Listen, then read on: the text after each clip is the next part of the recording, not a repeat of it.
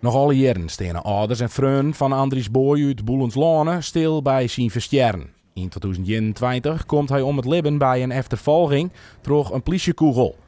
Het gerechtshof en jeder het Openbaar Ministerie oordeelden dat de agenten haar beroepen konden op needwar.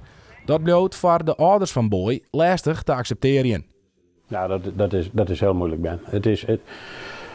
Wij hebben ons eigen geloof erin, wij gaan daarvoor. Wij weten dat het net goed gegaan is. En wat het OM, het Hof en de Rijksrecherche in principe zijn had van het onderzoek, daar kunnen wij ons net in vinden. Zo de Rijksrecherche had een onderzoek gedaan. Aan de hand van dat onderzoek zijn er dingen op tafel komen. En er zijn dingen op tafel komen die het heel strijdig binnen. En daarom begreep ik net dat het OM en het Hof daar in principe net op ingang binnen. Dat vind ik heel kwalijk daarin. Want er staat gewoon in het onderzoek van de Rijksrecherche staat gewoon aan, dat politie verschillende verklaringen jouwen. Dat er ook een politie is die een verklaring aan had van dat er geen reden was om te zitten.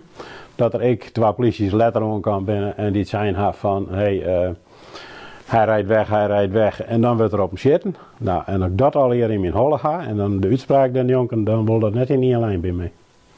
En dan word ik alweer emotioneel. Want dat ben ik leuk. Na 3 jaar binnen alle strafrechtelijke wegen beginnen toch de ouders van Boy een drege tijd. Toch laten ze het er net bij zitten. Je wil gewoon gerechtigheid hebben voor anderen. Dat is het enige waar we van knakken. Ja. Net meer en net minder.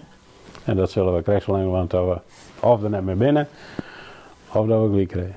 De gerechtigheid voor u is in principe dat er tijd om wordt, dat het foutgang is, dat ze op andere zitten gaan. Ik vind er is geen reden voor. Hij riet voort. En je zit er net op in die het voortriet. Nee. Dat is een lafferdaad. De familie Boy had onder oren een onafhankelijk onderzoeksbureau op een zaak zet. En we gaan nou ook zeggen van dat mij nou ook naar boeten gebracht worden wat nou de hele feiten binnen wat we eigenlijk nooit zijn gaan. Maar nou wel naar boeten gebracht hebben. En dat mij ze nou ook wel weten hoe het gegaan is. Ja. De politie gaan onterecht schatten. Hij is er hier stilgehouden, ik in belang van het onderzoek en dat is nou oer. En nou komen er mij de boeten. Hoe het gegaan is, hoe het daadwerkelijk gegaan is. En dat mij de boetewereld mij dat weten voor u. De ouders zitten nu 3 jaar later nog hield iets met een soort vragen en vielen haar stiepen door de meesken die de 28-jarige Andries mij haar bedenken. Van ophouden willen de boys niet weten. Daar ken ik niet in en ik ga ik net een glazen bal. Maar ik kan alleen gewoon aan, wij gaan wel terug. Tot het laatste. We willen de gerechtigheid in. En dat geeft me net om een straf van een politie, want dat wil het er anker en anker nog eens een keer benadrukt, dat het dus daarom gaat.